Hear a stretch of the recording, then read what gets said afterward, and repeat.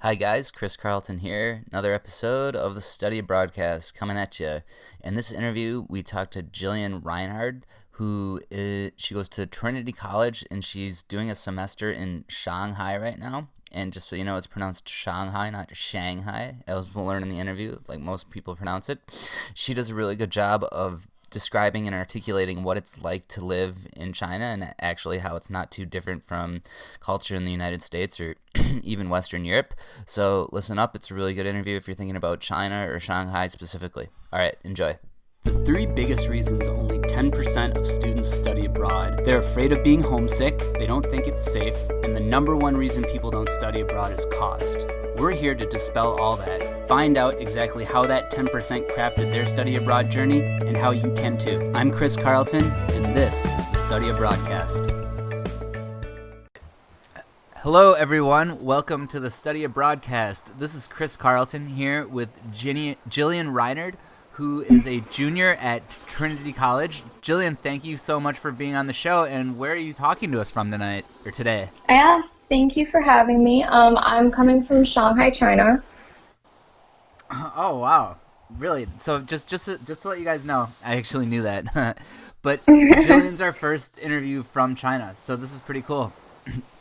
So Yeah, great to hear it. yeah, and she's been there since September. She goes back in December. I'll let her tell you about it a little more.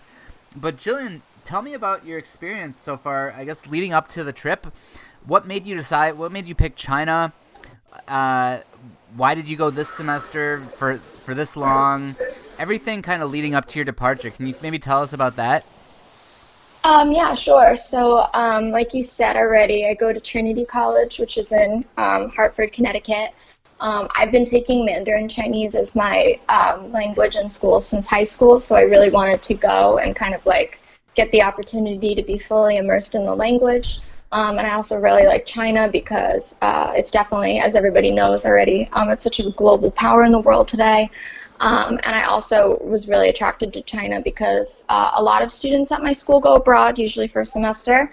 A lot of them do tend to go to like Western Europe or other like English-speaking countries in the world. I sort of felt like China was going to be an actual, more of at least a cultural exchange. Not to say that going abroad to Europe is not a cultural exchange, but I was looking for just like a totally different experience, and I think China definitely offered that. Okay, yeah, and how long have you been taking Mandarin for? About 6 years. Oh, really? So you must be getting pretty close to fluent then. Well, not fluent, but at least you must be pretty I good would at say, it, right? yeah, I would say studying it in high school, it's not like super intense, obviously. And I got more serious about it coming to college, but it is a really hard language to learn, so I wouldn't say I'm fluent, but I've definitely improved since I've gotten here, and I do really like the language a lot. Sure, yeah. And so can you tell me what what program did you use, or how did you go? What are you doing? Are you doing an exchange? Are you doing a Yeah, program? Are sure. you doing it with your school? How does that Um, working? Yeah, sure. So I'm doing it just through my school. My school has a partnership with Fudan University, which is a really amazing university in China that's in Shanghai. So I'm just going for the semester and registered for courses there as an exchange student. But the program is through my school, so my school helped me with everything that I needed. So are the classes that you're taking with other international students, or are you just a regular student? Like, are you taking the classes in Mandarin, or Oh my what? gosh, no. No, okay. All of my classes are about China, so like it definitely is helpful. All of my professors are from China too, so it definitely is helpful to be familiar with the language because sometimes they'll say like specific words in class or whatever, but the classes are in English, except for my language class, of course. But um, and most of my classes are with international students, but I do have one class that is with Chinese students that speak English and wanted to take a class in English. Interesting. Okay. Yeah. And what's your living situation like? Do you have roommates, or are you in a house, Um, an apartment? What? Tell me about So that. I live in an apartment off campus with students from my school and then from other American schools. So we live about a 10-minute walk away from the campus, but where we live is actually a really great neighborhood with a lot of coffee shops and restaurants and Western food, which I really appreciate. So I do have a really nice living situation. Okay. Yeah. What was I gonna say? It's just the way you described it. It sounds like you're on your own campus, coffee shops and restaurants. It doesn't sound like you're in China at all. It's just like you're right in your backyard. Yeah. But I'm sure they're different, right? Well, Shanghai is kind of known as being the most like cosmopolitan and modern city in China. So they do have a lot of foreigners here that come from the United States or Western Europe or anywhere else in the world. And then the street I live on is very cosmopolitan, and there's a lot of foreign people on the specific street I live on. So they do kind of cater to that with like the coffee shops. There's like a French-style bakery. The food is really good, probably better than my hometown's restaurants, actually, which is great. Yeah. Well, Shanghai's a huge city, so or is it It Shanghai is. is how I pronounce it? You said Shanghai. Is that how you pronounce it? I mean, that's like the correct Chinese pronunciation, Well, but see, now I know. Everyone says Shanghai. Shanghai. yeah, the Okay. cities in China definitely trip people in the West up. They're a little different to say. Yeah. But, people say Shanghai here, too, so you can say either. And before you left, did you apply for any scholarships or grants?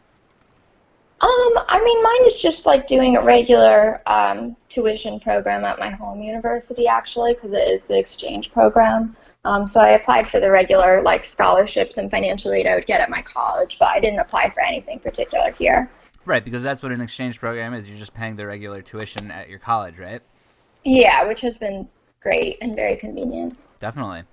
And before you left, Shanghai is so far away, and you talked about your friends in Western Europe, and it's not like you're coming over from California, so you're just you're going over a country and an ocean. You know what I'm saying? So you're going really far away. So Yeah. did you have any fears or doubts or reservations before you left?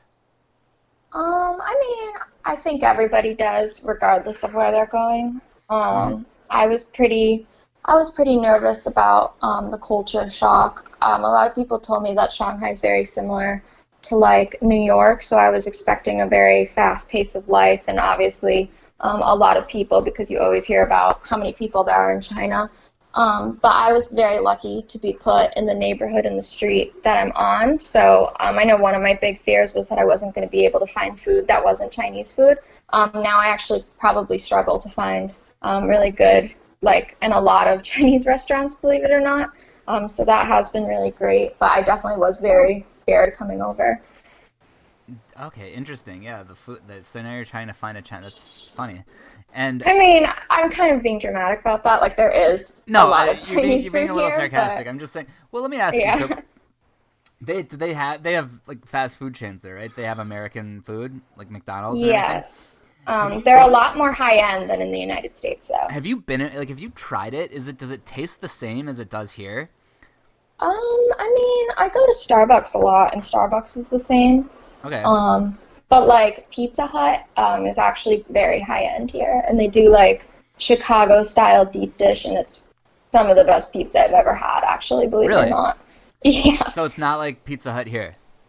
No, because they're like American brands, they're kind of like foreign and like imported, so they're like a little bit fancier, I would say. Ah, I see. And they are like a little bit different, but they're pretty similar too. KFC is very popular here too. Yeah, I know KFC is popular in Asia. What about do they have Uber there yet? No, they actually have an app called Didi, which is the Chinese version of it, and Didi is actually, I think it's worth more than Uber is now. Oh, wow. Well, I guess that makes sense because of all the people. Yeah, they have a bigger consumer base than Uber, I think. I wouldn't quote me on that, but I do think it is like more financially successful than Uber. But it's the same. It's almost the exact same app. No, I'm loving this so far. This is interesting. I'm learning so much about China. There's basically a Chinese version of every single app. There's like a Chinese Amazon. They have WeChat here, which is like basically Facebook. So when you go onto the internet, right? Is it all in Chinese, or how does that work then? Is it? So the internet, you might already know this, but it is like blocked because of the government. So I can't access really anything on Chinese internet. So I have and by anything I mean like the websites I would usually use, like Facebook or Twitter or whatever. or Google. So when you're using your phone or your computer and whatever in China, you have to buy a VPN, which is a virtual private network, to get past the firewall. So my VPN right now that I have on that's able for me to use Facebook and talk to you tricks the censorship from the government in China to think that I'm in Los Angeles instead of China. So I'm able to access everything, but for the average Chinese person, it's pretty limited what they can actually see on the internet. Oh, that's pretty sneaky, Jillian. I don't know if that's making any sense, but no, I get it. Yeah, you have to. I mean, and that's what everybody who comes to China that's not from China has to pretty much do. Pretty much everybody has a VPN that says that they're in a different location than they are. And so let me ask you. So you're about halfway through your trip, right? Yep, almost exactly halfway. Have you taken any excursions or trips yet, or do you plan on taking any? Or are you gonna be in Shanghai the entire time? So last weekend I actually went to Nanjing, which is a city that's like an hour away, and I got to take the high-speed train, which was really cool, and that was a lot of fun. It used to be called Nanking, so I don't know if you know it by that name, but it was the capital of the Ming Dynasty, so there's a lot of history there. I've been to Beijing and the Great Wall, which I did earlier in the semester. It is harder to get around Asia because I have a one entry and one exit visa for me to come to China. So if I wanted to go to Japan or something, I would need to get a different visa. But it would be really cool if at some point I could do that. But I have been able to see a couple of different things, which has been a lot of fun. I've also been to a city called Zhejiang, which is actually called China's Venice. And it's exactly like Venice, but it's in China. It's a city that's on the water, and you kind of have to take a canal to get anywhere. Wow. So that has been cool, I'm too. going to have to look for that. I'll definitely try to link that up. Yeah, if you Google it, it was probably the most beautiful city I've ever been to. Really? Yeah, it was great. Okay. And let's see here. So living abroad, I'm assuming this is your first time living in a different country. I don't know. You may have been outside to a different country, but this is your first time living in a different country. Yeah, pretty much, yeah. And especially in China, which is so, like you said, it's Western Europe is different than the United States, but China is so much different than the United States. So how has it changed your view of the world living there so far? I actually have to say it is very different here, and there's definitely hard days, but I was actually shocked by, especially with the street that I live on here, how similar things are, and how similar people can be when you get to know them.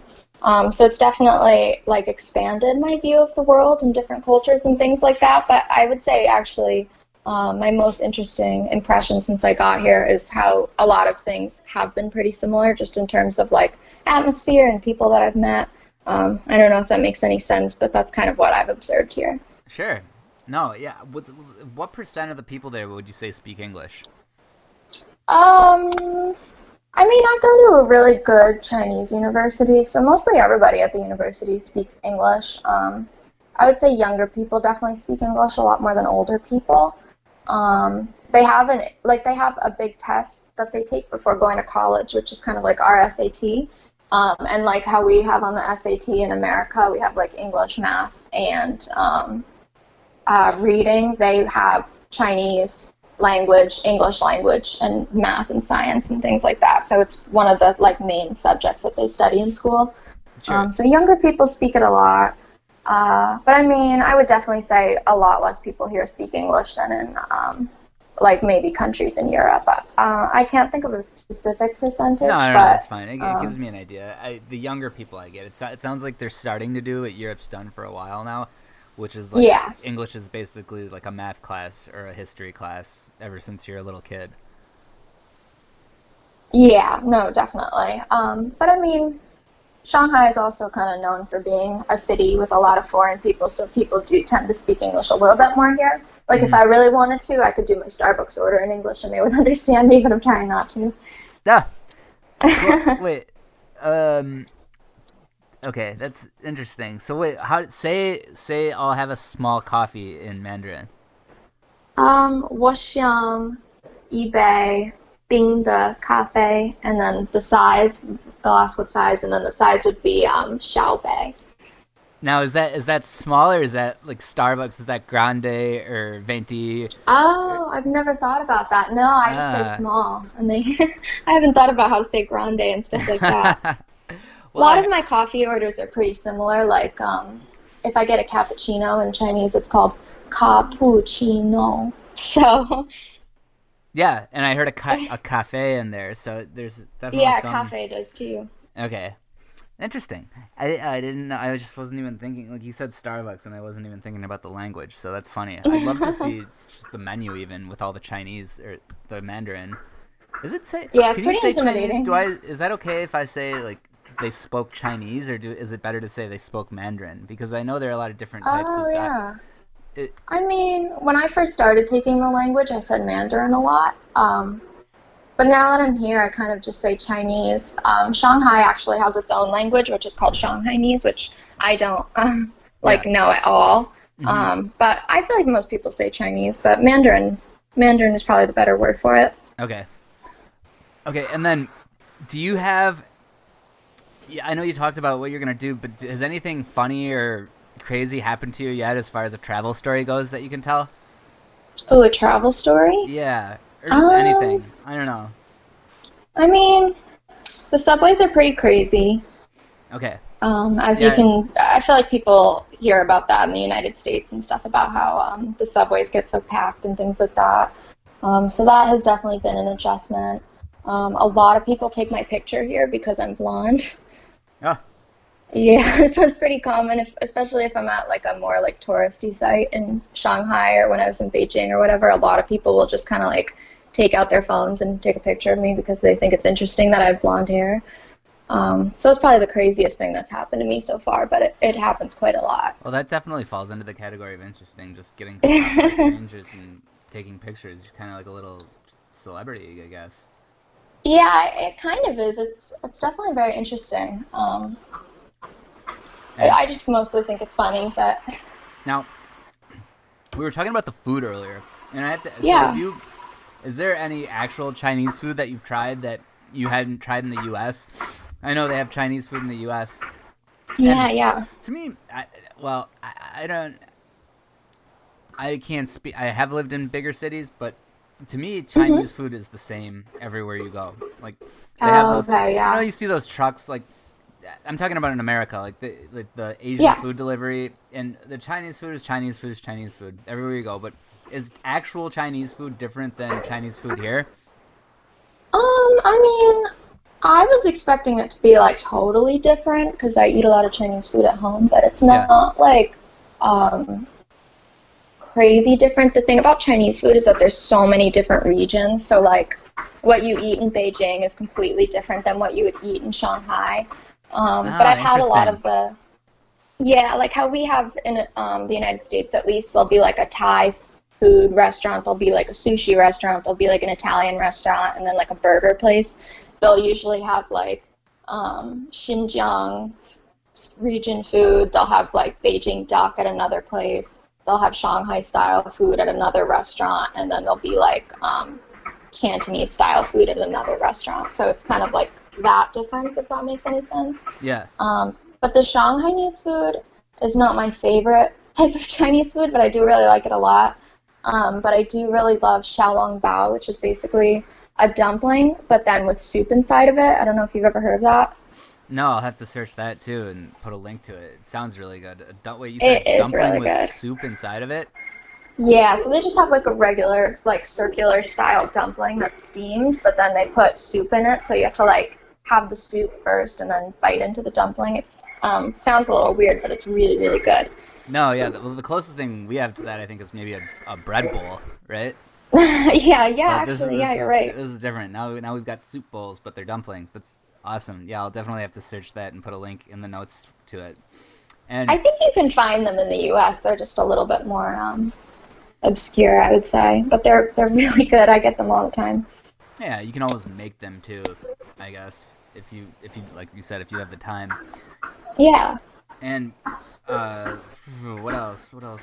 What was I gonna say? Oh, do you have any recommendations as far as a book goes that you like, or maybe apps or blogs or websites that you're using while studying abroad or traveling, or just anything that you use that might be out of the norm that you find Yeah. really helpful? I mean, the VPN is definitely out of the norm for when I'm using apps. Uh-huh. I mean, I would say like in terms of like movies and stuff, China does have a very like distinctive like Chinese canon of movies and music and books and stuff, but there is a lot of Western influence too. Like if you go to like bookstores and DVDs, a lot of the time there's like American movies or whatever. I guess one of the most interesting things for me has just been that there's literally a Chinese equivalent for any app you can think of. I was kind of saying this before, but about having Didi instead of Uber, having Taobao or Alibaba instead of Amazon. And then another really interesting thing about the apps here in China is that they do a lot more here. I have an app called Alipay, and instead of carrying around cash now, I just show them the app, and then it's all e-commerce, so they can just scan it. And then they'll take my order with it. I really just like don't use cash or credit cards or anything like that anymore, and it's really, really cool. Yeah, that's interesting that they do more. There's Apple Pay and Google Pay or whatever kind of pay they have with your phone. So I guess that would be the equivalent here. Let me ask you. Yeah, it's like Apple Pay, but it's like extremely more widespread. Like everybody uses it. I've barely seen cash since I've gotten here. Let me ask you this. You know how their Uber is called Didi?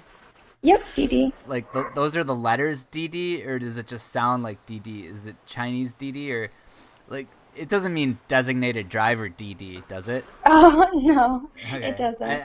That's how they kind of think. knew that, but I just thought it was funny to ask. I think what it's supposed to be is Didi is like instead of saying beep beep, Chinese people will say DD to like that's like the noise that a car makes instead of beep beep. And then it's also a little bit of a pun because DD also means like little brother, like someone that can help you out. Oh, okay. Yeah, so it's actually a lot more of a clever name than Uber is, I think. But And what would you what would you tell someone, like one of your friends maybe, who's on the bubble about studying abroad and thinking about it and not really sure of going through with it, or maybe they don't want to be far away from home, or they're afraid it's going to cost too much? What advice would you give to that person? Well, that's hard. Is it someone specifically going to China or just like study abroad in general? Because I feel like they're kind of different. Well, okay, fine. Let's say China. I would definitely say that for studying abroad, I feel like for me, I definitely needed encouragement from people to just like go out and try it, and just kind of like be open to everything and just kind of roll with it. As far as China goes, a lot of people in my life, at least, had like never been there and didn't really know that much about it, and had kind of just like knew what they had heard maybe on the news about like a lot of pollution, and a lot of people, and bad things about the government, and those aren't necessarily not true, but I think because a lot of people don't know about China in the West that much, and maybe people haven't like been on vacation there the way they would go to like Paris or London or something like that.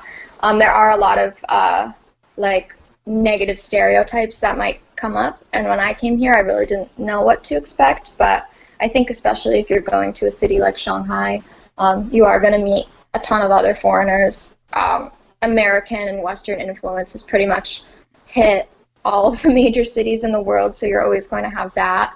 But I would definitely say I studied the language for 6 years, but I did not know a lot about like China, the country, coming into it. But I'm really glad that it came, and I've gotten to learn so much more. I'm glad you came too, because now you're teaching me. Yeah, it's been a great experience. It's awesome. And do you have a favorite quote that you want to share with the audience? My study abroad program that I came in kind of had this like mantra that they would repeat about how nothing here is wrong, it's just really different.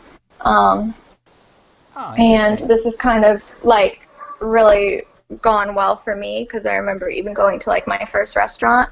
I don't know how it is in a lot of other countries, but in the United States, the waiter will usually come over and then take your order and then come back and check on you and then come back and bring you the bill, and then you'll give them your card or whatever, and then they'll take it and bring it back to you. Yeah. Even in that like one circumstance, it's completely different in China. The Chinese kind of believe that they don't want to bother you while you're eating, so if you need the waiter, you have to get the waiter. Does that make any sense? Okay, so I can see I can see two things to that. First of all, you know how the waiter comes to you and asks you how your food is, and they always come and ask you at the worst time, like It's when true, you've got yeah. something right in your mouth. So that would be better. The part that I wouldn't like is, what if you're always trying to flag them down, and it seems like it might be harder to flag them down in China as opposed to the United States or Europe or anywhere else for that matter. Yeah. But is that the case, or what do you like better? To be honest, I do kind of like when they just come over and take your order, because if you're in a busy restaurant, you have to like raise your hand and yell for them, which is not really the type of person that I am. I'm kind of more like introverted, and I don't like drawing a ton of attention to myself, and when you're raising your hand and like yelling waiter in Chinese, everybody does kind of look your way. But I do kind of like the idea that they just want you to sit there and like be with your friends and enjoy your food, and they don't want to bother you. So I don't know, it kind of goes both ways, I guess. Definitely, yeah. But even just sitting in a restaurant, it is completely different in that way, at least. Yeah. And okay, yeah, that's all the questions I have. Do you have anything else you want to add, Jillian? No, I think I kind of covered everything. Okay.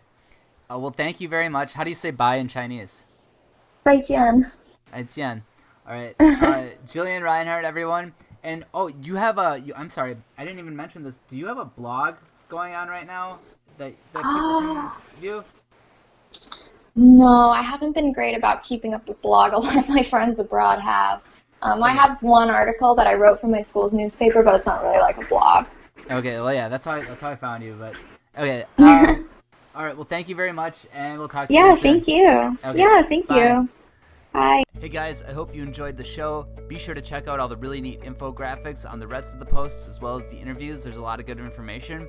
You should also download Studying Abroad 201. I really recommend it if you need kind of a fire lit under your ass for studying abroad and you need some motivation. It crafts my journey and exactly what I did. Also, we can email you new interviews, or you can connect with us on social media. All right, thanks a lot.